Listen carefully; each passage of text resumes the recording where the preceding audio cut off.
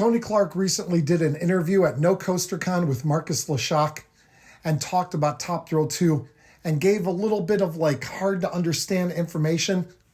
But us being the nerds that we are, we went over that information over and over again and tried to decipher it and figured out exactly what he was talking about. So I think that there's some big information about Top Thrill 2 that should make everyone very happy. Before we get into that, I'd like to thank you for coming and watching this video. If you're new to this channel, please consider going down and subscribing. Give this video a thumbs up. Comment down below. You know all the things to do with the YouTube videos. And also a quick shout out to all our channel members. All these people here joined our channel membership and they get things like exclusive videos, pictures, shout outs, and they help out our channel a ton. So thank you to all our channel members. Now let's get right into this video. Marcus Leshock, I think, is like a news anchor or something. Yeah, he's a news reporter in Chicago, but he's also a coaster enthusiast and does a lot of like interviews with different people that work at different amusement parks and stuff like that. So for some reason, Tony and him have a great relationship. I don't know if it's because Tony grew up in Milwaukee, just north of Chicago, and was in the news industry, so maybe they met back then or something. But for some reason, Tony always tries to give Marcus a little bit extra, like some scoops and stuff like that. So, but for whatever reason, doesn't really matter. Marcus has his own YouTube channel apparently, and we will link that down below. So if you're watching this and you want to see the entire interview, and also Tony talks about other things like Siren's Curse. So we highly recommend, if you haven't seen that video already, go down to the description and check out the video that we're going to be referring to in our video here today. So getting into this, Top Thrill 2, as everyone knows, Cedar Point has been saying that they expect it to be open on opening day, but they also said last year that they didn't think that the downtime was going to be Tony said, oh, it's not going to be an all summer thing, and that was earlier on in the year, and obviously it was an all summer thing, so people are kind of hesitant to fully believe what Tony Clark and Cedar Point says about Top Thrill 2 being open for opening day. But if we deciphered what Tony was saying and we understand completely, then I think that it speaks very well for Top Thrill 2 actually being open for opening day. So when No Coaster Con was actually going on, Marcus tweeted some information that Tony gave out to the public. He did like a little speech at a podium, and he brought up that the trains are in Italy or wherever Zamperla is. So the trains are over there. They're being worked on and modified, and they're going to be sent back and like whatever. But in the actual interview that he did at No Coaster Con, Tony goes into a little bit more information, including talking about the famous December testing. If you guys remember back to December, us and many other people did a video all about a couple pictures that were released online that showed Top Thrill 2 testing. And it was just like a shock to everyone because Top Thrill 2 was kind of dormant of testing for quite a while. And then all of a sudden, some random December day, they start throwing trains over the top hat. So anyway, Tony kind of talked about this, and he said that in December, and he referred to this, he said in December, we started testing, and he said it in kind of like a very hard to understand way. The update on Top Thrill 2 is that the manufacturer, Zamperla, has been working on this thing since last summer. They've done their modifications to the trains.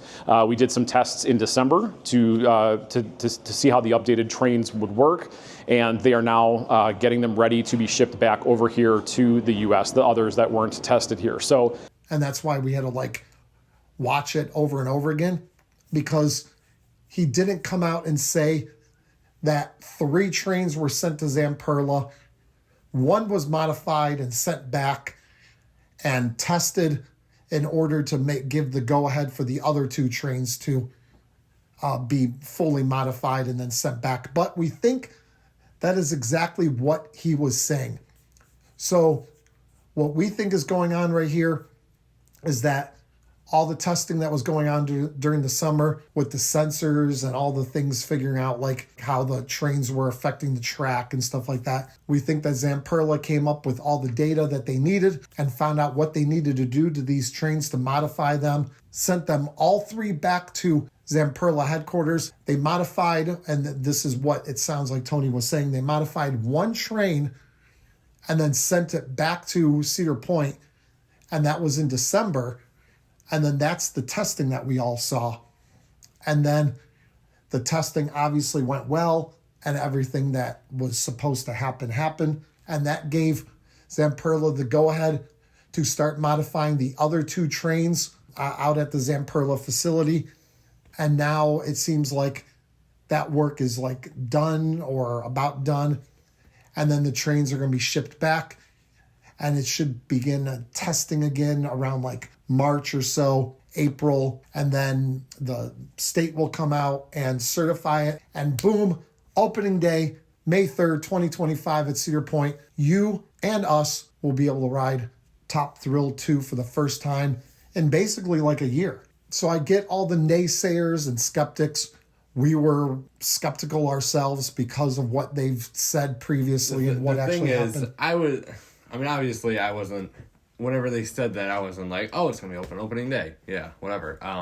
But I don't know. I think, and Tony also said this in the video, he said that they thought it was going to be one thing during the last year, and then that's when he said, oh, it's not going to be an all-summer thing, and it turned out to be worse or a different thing than they thought it was going to be. He was given certain information, and Zamperla thought it would be a quicker fix. Apparently Zamperla thought that they could, and we don't know what all this fixing necessarily is. We're not going to go into that. But Zamperla thought that we could do A, B, and C to fix it. And when they did A, B, and C, it didn't fix it. So Zamperla ultimately said, let's shut down the ride for the rest of the year. Let's get this right and open it back up next year completely right. Yeah, so I was always confident enough that it was going to be opening day, because I get that, like, I don't know, Zamperla, like I said, it was a different thing than what Cedar Point originally thought it was going to be. So I don't know. Whenever they said we're confident that it's going to be opening day, at this point, whenever they've been working on it for so long, I feel like that's pretty easy to be like, okay, I think it's easy to believe. It's easy to believe, yeah, because they've been working on it for this long. They probably know what the problem is. They probably know how long it's going to take. And I'm definitely very confident that it'll be opening day. Well, they better know what the problem is now, because now they already like fixed the trains or are in the process of fixing it. It's just a matter of getting the trains over in time to do enough rigorous testing that Cedar Point has to do with this ride in order to feel confident to throw some employees onto it, and then ultimately bring the state in to certify it, and then let guests actually ride this ride. So I think it really kind of boils down to that, like boils down to the trains getting here in time and having enough time to do everything that they need to do. I'm now very confident that's going to be opening day. That's why we're doing this video, to give this great news to everyone. If it's not opening day necessarily, I think a week or two. I think it's just going to be a matter of getting it tested enough, because it seems like the trains are actually fixed. Not sure exactly what they did, and they didn't have to build new trains apparently. We were speculating in a previous video that maybe they have to build all new trains, and we didn't know how long that would take.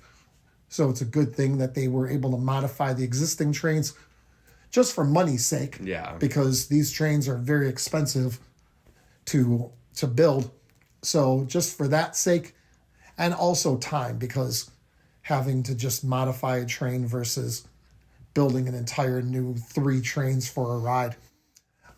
So we think that's definitely a good thing that they were able to modify it, and goes favorably for it to be open by opening day. Yeah, so this whole Top Thrill Dragster / Top Thrill 2 thing will probably be over on opening day whenever it opens, and hopefully stays open for a while, because this whole thing has been pretty crazy. While meaning like the next 20 years at least. yeah, obviously. But this whole thing has been pretty crazy. I've never seen a coaster have this much attention before, because people are like obsessed over what's going to happen with Top Thrill 2, what was happening with Top Thrill Dragster. I've never seen, a ride close like this, and then people are this obsessed about it. Out of all the coasters, I've never seen a coaster close for this long, and people just, the most hyped up coaster probably in the history of roller coasters. But either way, I think we said everything that we can say, kind of broke down the interview with Marcus Leshock and Tony Clark, broke down what Tony said, because I have a feeling a lot of people that actually saw what he said, if you only like kind of like glanced over it or like listened to it once. Yeah, I didn't really give a like good explanation. He didn't explain it as well as I think it could have been explained. But that's why we're here, to break down, be a Tony translator to the rest of you, so everyone understands exactly what's going on. So thank you for watching this video. Appreciate you guys checking us out, and we'll see you guys next time right here on Beach Cliff Studios. See ya.